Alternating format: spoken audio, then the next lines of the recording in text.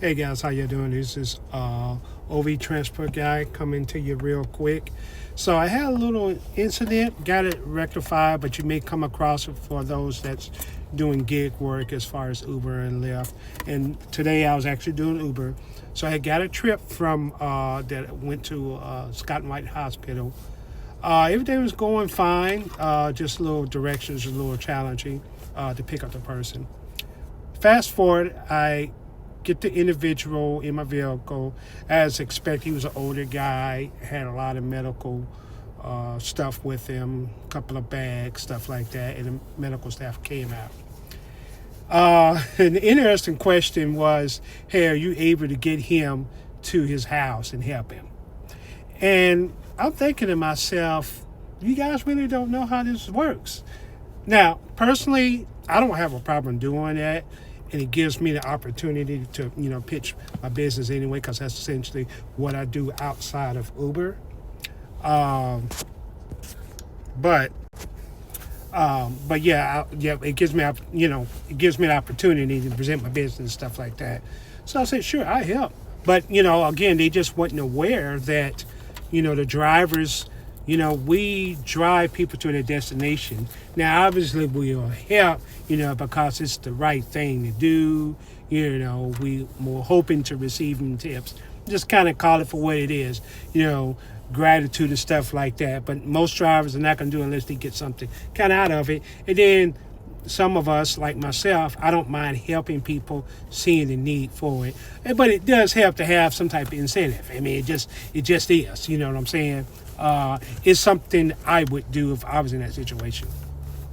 So anyway, it just kind of puzzles me a little bit that they're not aware of that. Uber likes to pitch people, hey, we got drivers that can pick up a patient or whatever, so they'll kind of send you through this information, be sure you accommodate, patients that may be handicapped, may have disability, stuff like that. But what they don't tell them is what happens. You're not. You can take somebody to their house, but there's no deal that says you're obligated to help. Assist somebody, because you have drivers that it's like, what, I'm not dealing with that. And in most cases, they see a situation that I saw, they're going to cancel the ride. You know what I'm saying? Versus I see it, I'm going to try to help. Because there's a couple of things that I'm looking at this. I see a person in need. I can see myself being able to solve a problem and potentially have a partnership with them too, on top of doing the right thing. So both work hand in hand. You know what I'm saying? So, but anyway, so I get this person, I get them situated, get ready to take off, and all of a sudden, I received this information. I don't know if you guys can see it, and it looks probably backwards on this screen. And get you closer there. But anyway, it basically is it. And I may need to share this too, possibly. I'll probably do just that too. Let's see here. Don't know how that would work if I could share that. But anyway, the whole point. Yeah, let me see here, because I really want you guys to see. But basically, upon leaving, it got canceled. So they gave me, that I came out there a little small percentage, 441, whatever. And I had the rider with me, so I had to go back in there, talk to the medical staff, make sure he was good and he was settled. I would say I wasted maybe another 15 minutes or so getting the OA, operator administrator, involved, to where they can be like, hey, this guy needs a ride to a place. The hospital's picking up the tab of it, and this driver, he's got to get paid and stuff. I had a choice. But I wasn't going to do that. I'm going to figure a way to work it out to where, yeah, obviously I still need to get paid because I'm transferring this guy, right? I didn't want to stick him out, like that. You got to get him a car. I'm not going to do that. Now, I've heard stories behind that, but that's crazy that people would actually do that, And this guy, he he had, cord attached to him, dialysis patient among many things, got all this stuff with. That's a lot of trouble to go through.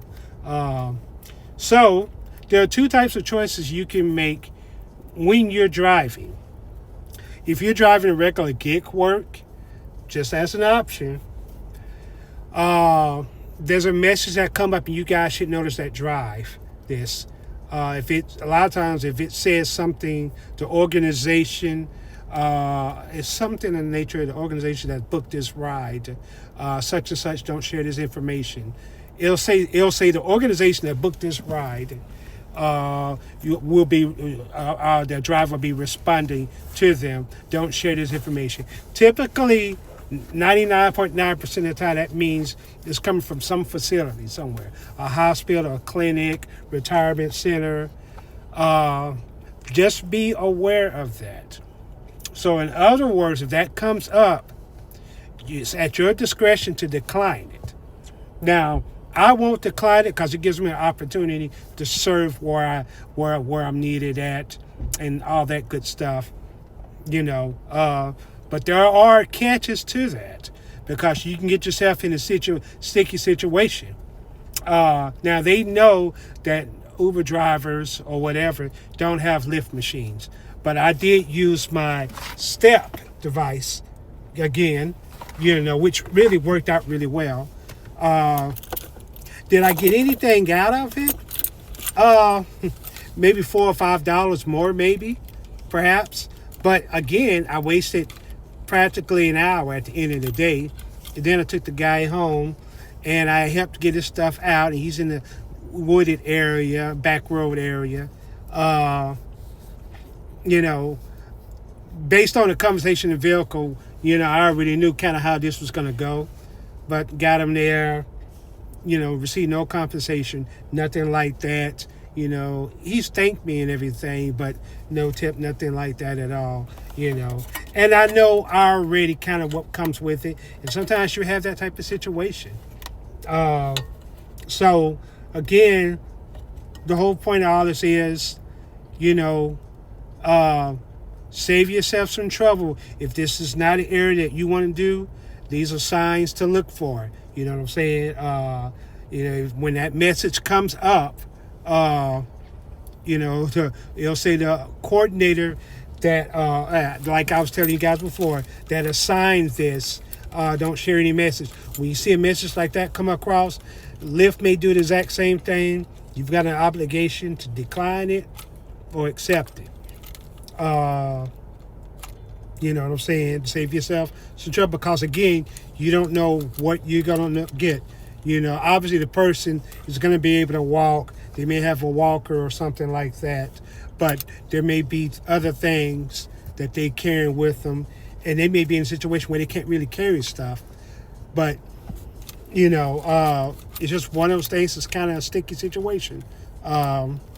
Did I lose anything? No, not really, but I didn't gain anything either, except for just my time and energy. All the more reason why the opportunity it presents to me is, what better way can I serve? What better way can I not find myself in a tough situation? In a situation like that, I got one or two types of choices. Either accept it or reject it.